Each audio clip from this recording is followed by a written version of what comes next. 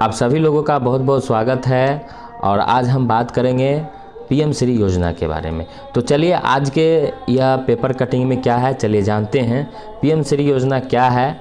तो चलिए जानते हैं। पीएम श्री विद्यालय के तहत हुआ कक्षा 6 से शैक्षणिक सत्र 2025-26 से लागू होगी यह योजना। अब जो यह लागू होगा यह नए शैक्षणिक सत्र जो आने वाला है अप्रैल से उसमें यह लागू होगा। तो इसमें क्या है तो आप समझ रहे होंगे, कुछ समझे होंगे कुछ नहीं समझे होंगे।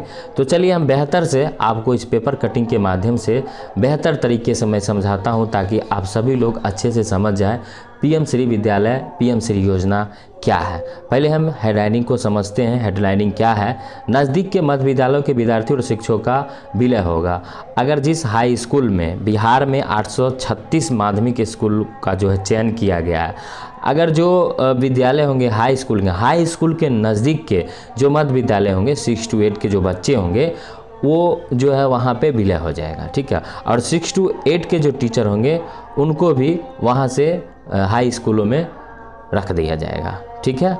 और जो मध्य विद्यालय के वहाँ के जो प्रधानाध्यापक होंगे वेतनमान उनका स्थानांतरण हो जाएगा, ठीक है। ये चीज़ इसमें बताया जा रहा है। तो चलिए और विस्तार से हम एक एक चीज़ को समझते हैं आखिर यह क्या है, ठीक है। चलिए हिंदुस्तान का है, ये पटना का न्यूज़ है। शिक्षा विभाग आप देख सकते हैं यहाँ पे, शिक्षा विभाग ने राज्य के 836 माध्यमिक उच्च माध्यमिक विद्यालयों का चयन पीएम श्री यानी पीएम श्री प्रधानमंत्री स्कूल फॉर राइजिंग इंडिया इसका पूर्ण रूप होता है विद्यालय के तहत किया गया। इन विद्यालयों में शैक्षणिक सत्र 2025-26 से कक्षा 6 से 12 तक की पढ़ाई होगी। हमने आपको बताया कि नज़दीक के जो मध्य विद्यालय होंगे उसमें जो 6 to 8 के बच्चे होंगे उनका विलय हो जाएगा और 6 to 8 में जो पढ़ाने वाले शिक्षक होंगे उनका भी जो है उस विद्यालय से हट के जहाँ पे यहाँ जो विद्यालय में जाएंगे बच्चे वहाँ वो चले जाएंगे, ठीक है। ये योजना है सरकार का और बिहार में खासकर 836 विद्यालय को माध्यमिक स्कूलों का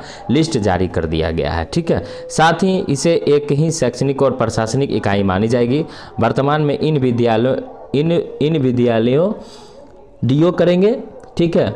और विभाग ने यह भी साफ किया है कि विलय होने वाले मध्य विद्यालयों में विहित वेतनमान वाले प्रधानाध्यापक कार्यरत रहे होंगे तो उन्हें किसी दूसरी जगह स्थानांतरण किया जाएगा, ठीक है। दूसरी जगह जो है इनको स्थानांतरित कर दिया जाएगा। आप स्पष्ट रूप में यहाँ पे आप देख रहे होंगे, ठीक है।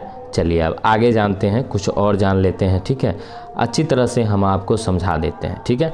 चलिए साथ ही उस विद्यालय के प्रधानाध्यापक के पद को प्रतिस्थापित करने का प्रस्ताव जिले द्वारा शिक्षा विभाग को भेजा जाएगा। संबंधित मध्य विद्यालय के कक्षा 1 से 5 तक के विद्यार्थी उसी में रहेंगे, यानी जो मध्य विद्यालय होंगे, ठीक है, जो मध्य विद्यालय होंगे वहाँ से 6 to 8 के बच्चा चले जाएंगे, ठीक है।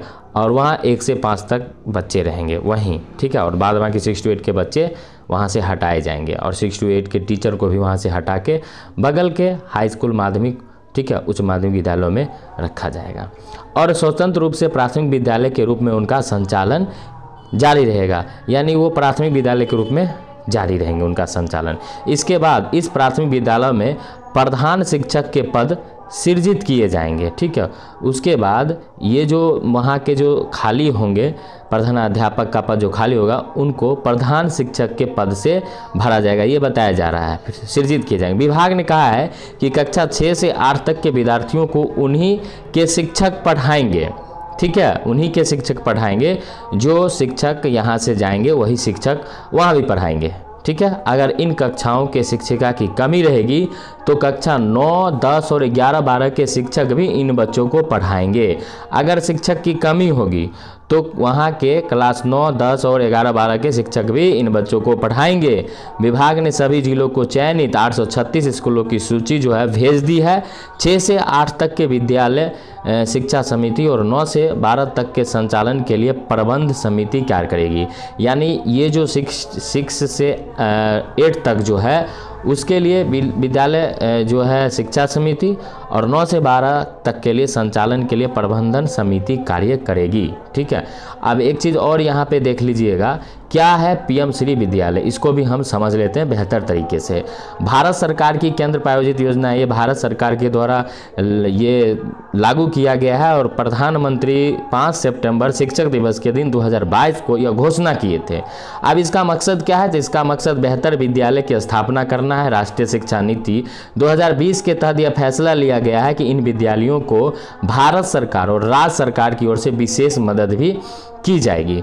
बच्चों को पठन पाठन के लिए एक बेहतर माहौल तैयार किया जाएगा, एक अलग ढांचा तैयार किया जाएगा, खेलने के लिए अलग माहौल तैयार किया जाएगा, एक अलग फील्ड तैयार किया जाएगा। ये चीज़ बताया जा रहा है। इसके लिए भारत सरकार और राज्य सरकार दोनों विशेष रूप से मदद करेगी। बच्चों के कौशल विकास भी होगा, कौशल विकास को लेकर भी आवश्यक सुविधाएं दी जाएगी। इन विद्यालयों में बहाल किए जाएंगे। ये विद्यालय नज़दीक के अन्य स्कूलों को भी हर प्रकार से सहयोग करेंगे। तो आप अच्छी तरह से समझ गए होंगे कि अब जो है बिहार में 836 माध्यमिक स्कूलों में 12वीं तक की होगी पढ़ाई। नज़दीक के मध्य विद्यालय के बच्चों को भी उसमें विलय करना होगा और जो मध्य विद्यालय होंगे बगल के वो प्राथमिक विद्यालय बनेंगे और वो प्रधानाध्यापक जो वहाँ के होंगे उनका स्थानांतरण भी होगा। ठीक है, तो इस वीडियो में बस इतना ही। आप मेरे चैनल से जुड़े रहें, अनेक तरह का न्यूज़ आपको मिलता रहेगा। चैनल पे नए हो तो चैनल को सब्सक्राइब करें, शेयर करें।